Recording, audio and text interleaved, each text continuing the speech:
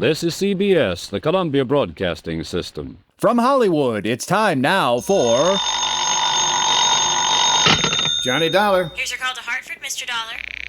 Go ahead, please. Hello? Pat McCracken, what'd you get me out of bed for this time? I'm calling from the airport in Dallas. Does that mean you're going on to Nicaragua? Yep. All right, then. I know why you're calling. The answer's no. We still haven't found a trace of Constance Landfear.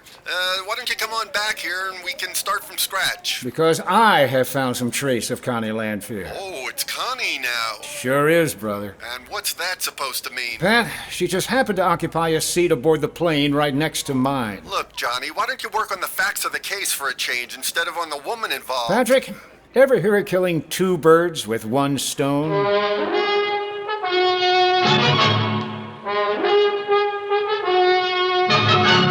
Tonight and every weekday night, Bob Bailey in the transcribed adventures of the man with the action-packed expense account. America's fabulous freelance insurance investigator. Yours truly, Johnny Dollar.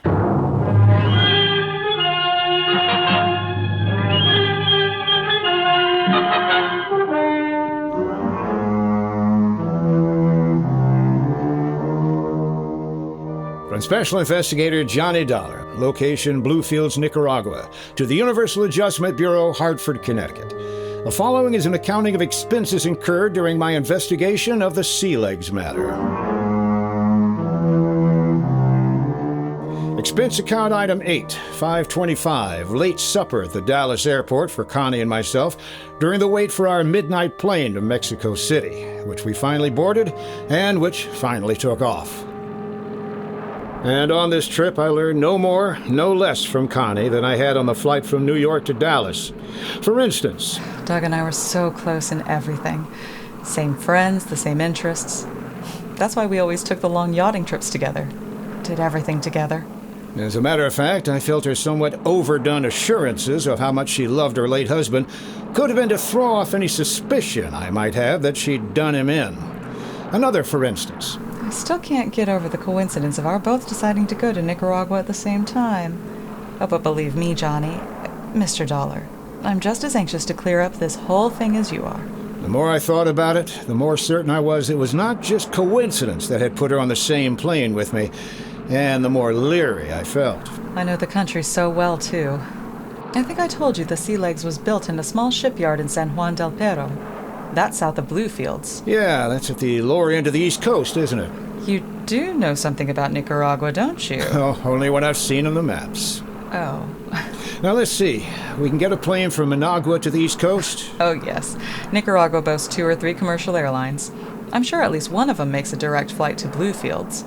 That's where we put in with the Sea Legs, you know, before the beautiful thing went down between those awful Baldero Islands. And took your husband with her. Yes. Poor Doug. There it was again. More apparent concern over the loss of the Sea Legs than over the husband she claimed to have loved so much. And still no explanation of why she decided to go back to Nicaragua. Her decision must have been sudden, too, right after I'd seen her at her home on Long Island. From Mexico City, we took a deluxe 4-engine plane to Managua, but the last leg to the city of Bluefields was in a 2-engine something that looked like war surplus tied together with baling wire. At midnight, we signed in at the Providencia Hotel, and after a hearty meal, retired to our respective rooms to make up for lost sleep. I had not planned to wake up at 6 a.m., but fate decreed otherwise. What? Huh? What? Huh? Ha-ha! You're still in bed! Yeah, sure, just a minute. I'll get up and open the door. No. Do not disturb yourself here, sir. Huh?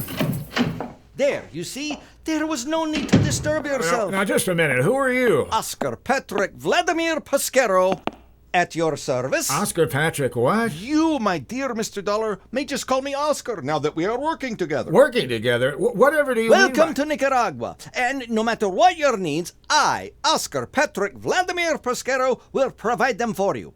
For a small financial pittance, of course. Let me straighten your pillow. There. Hey, look.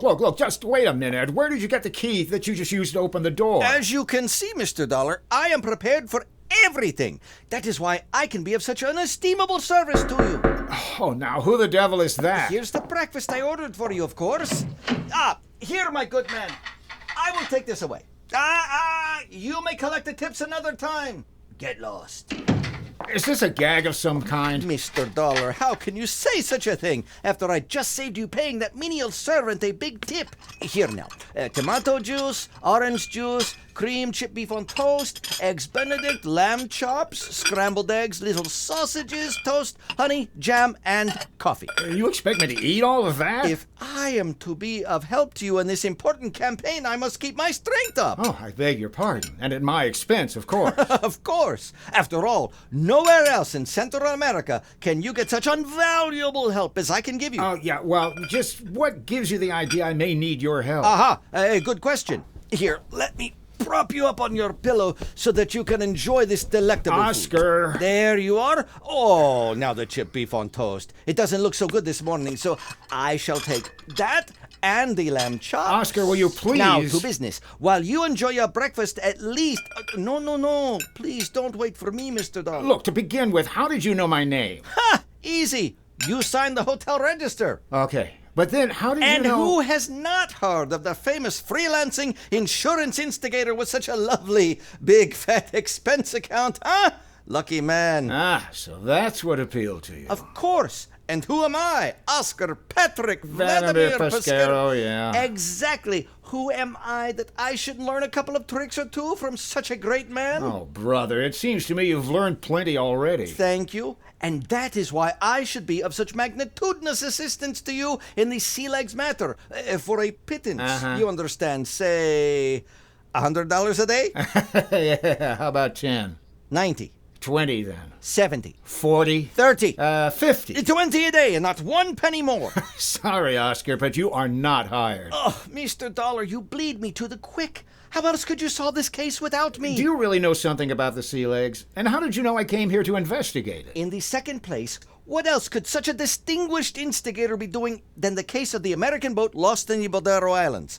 Especially coming here with Mrs. Lanfear. All right, go on. And in the first place, because I know all about it. All right, Oscar. Tell me this. Do you think there's anything phony about the loss of the sea legs? Oh, I am sure of it. It was a crime of the first and second order. Why? Because you are here. Oh, you can do better than that. All right. And because I am always sure there is something crooked going on until the guilty ones are proved otherwise, or until the innocent ones are proved whatever is left, which is besides the point because I was sure of it in the first place. Yeah. Anyhow, the first thing for you to do is make a trip to Puerto Gardo. The last point of contact with the sea legs before she was wrecked. Exactly. I have a plane ready and waiting for your own personal use. A plane? Yeah, how else? 150 miles by ox cart or a boat? Well, no. First, however, I'd like to contact the authorities here in Bluefield. Please, what do the authorities know about crime?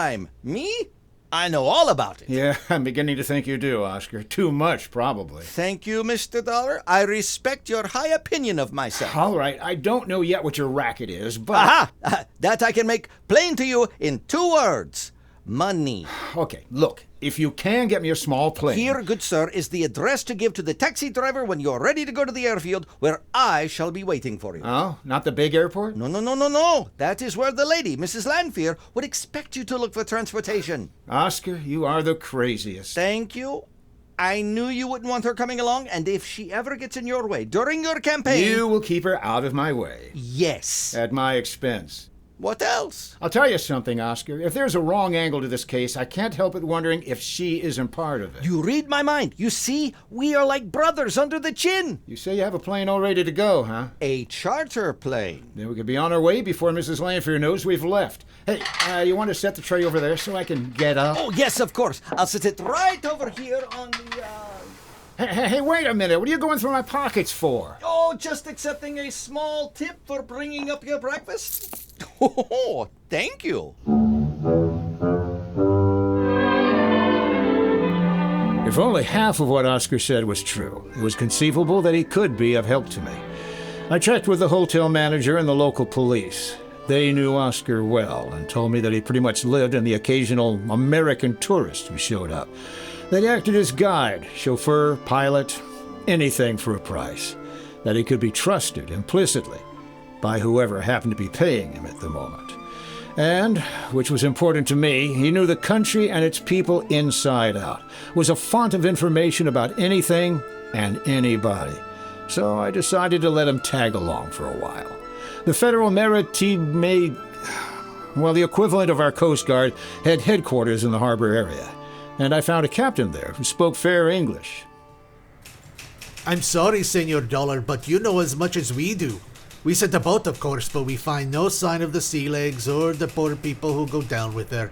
Nothing. Yeah, well, I'm thinking of going to Puerto Gardo, where she took off on her last trip, you know. Excellent idea. From there, you can fly out to the Baldaro Islands, where the wreck did occur. That's what I was thinking of. But in addition to an airplane, you must also need a pilot and a guide. You have someone to suggest? Ah, see. There is but one. Senor Oscar Patrick Vladimir Pescaro. Precisely. Item 9. 20 cents American for a 3-mile ride in an old Model T Ford to the little private airstrip where, true to his word, Oscar had rented an almost brand new 2-place plane for us. He had it warmed up and ready to go. So, fasten your belts, Mr. Dollar, relax, and enjoy a little takeoff. You sure you can fly this thing, Oscar? I am the finest pilot in Nicaragua, maybe in the whole world. I'm even a co-pilot. Just how much does the use of this plane cost to me, Oscar? For me, a special rate, so don't worry about it.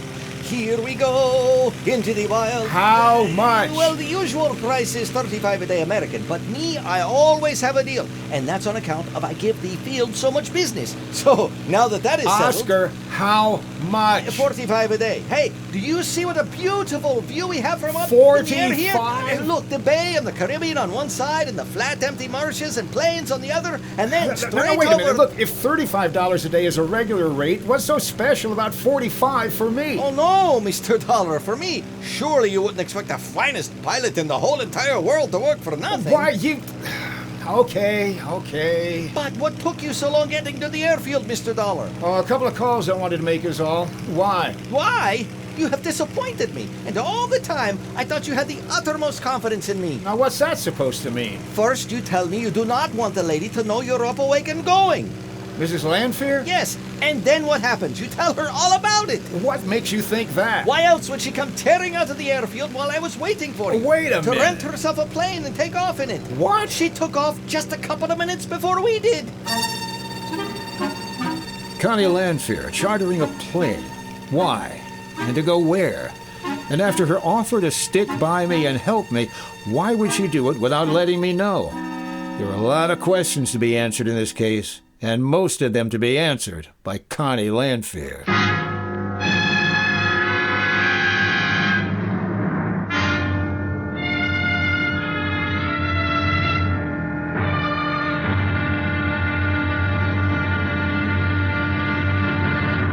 Now, here's our star to tell you about tomorrow's episode of this week's story. Tomorrow, the sea, the rocks, and dear old Mother Nature bring some pretty startling facts to light. And the case takes on a sudden twist. Join us, won't you? Yours truly, Johnny Dollar.